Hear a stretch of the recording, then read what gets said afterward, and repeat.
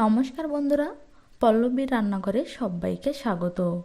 আজকে আমি হেলদি পালং শাকের ঘন্ট আপনাদের সাথে শেয়ার করব। বানানো কিন্তু ভীষণই সহজ আর গরম ভাতের সাথে খেতে দারুণ লাগে। চলুন দেখে নেওয়া যাক আমার আজকের রেসিপিটি। এখানে আমি নিয়েছি 1 আঁটি পালং শাক। পালং শাক ভালো করে ধুয়ে জল ঝরিয়ে নিয়ে এভাবে ছোট ছোট টুকরো করে কেটে নিয়েছি। এখানে নিয়েছি আমি একটা মূলো আমি একটু লম্বা সাইজে কেটে নিয়েছি। 5 থেকে 6টা সিম, কয়েক টুকরো নিয়েছি কুমড়ো, নিয়েছি একটা আলু আর নিয়েছি একটা বেগুন।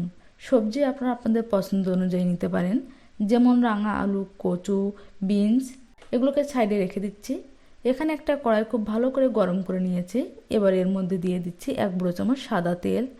তেলটাকে খুব ভালোভাবে গরম করে নিচ্ছি। তেল ভালোভাবে গরম হয়ে গেছে। এবার এর মধ্যে দিয়ে দিচ্ছি 1/3 কাপের মতো বড়ি। বড়িগুলোকে মিডিয়াম ফ্লেমে গোল্ডেন করে ভেজে নিচ্ছি। তো এখানে বড়িগুলো গোল্ডেন করে ভাজা হয়ে গেছে। এবার এই বড়িগুলোকে আমি একটা বাটিতে তুলে নিচ্ছি। সব বড়ি তুলে নিয়েছি। এই তেলের মধ্যে দিয়ে দিচ্ছি বেগুনগুলো। বেগুনগুলোকে হালকা গোল্ডেন করে ভেজে নিচ্ছি। গ্যাসের ফ্লেমটাকে এই সময় মিডিয়ামে রাখবেন। আর দেখুন বেগুনগুলো কিন্তু হালকা গোল্ডেন কালার হয়ে গেছে। এবার এই বেগুনগুলোকে আমি একটা প্লেটে তুলে নিচ্ছি।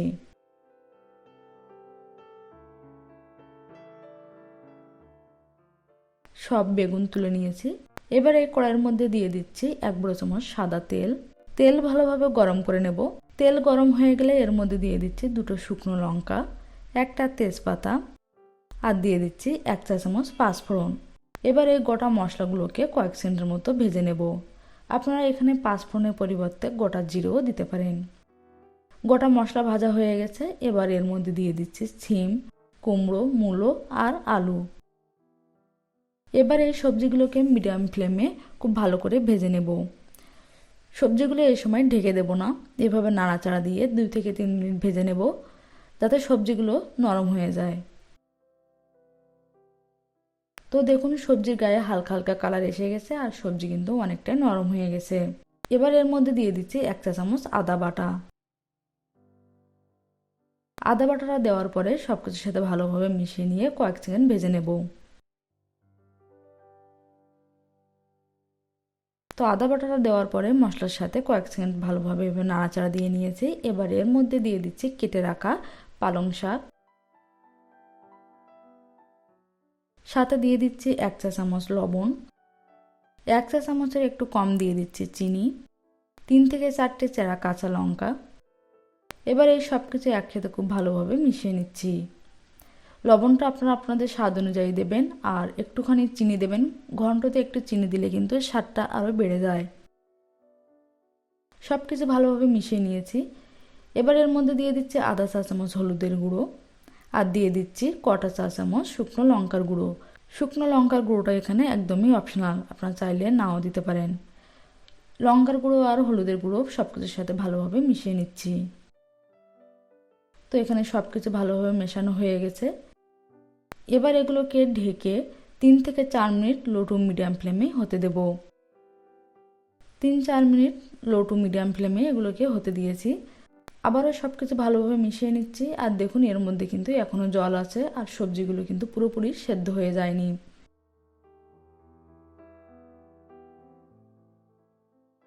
এবার এর মধ্যে দিয়ে দিচ্ছি ভেজে রাখা বেগুন আর বড়িগুলো। বেগুন আর বড়িগুলো দেওয়ার পরে সবকিছুর সাথে আবারও ভালোভাবে মিশিয়ে নিচ্ছি।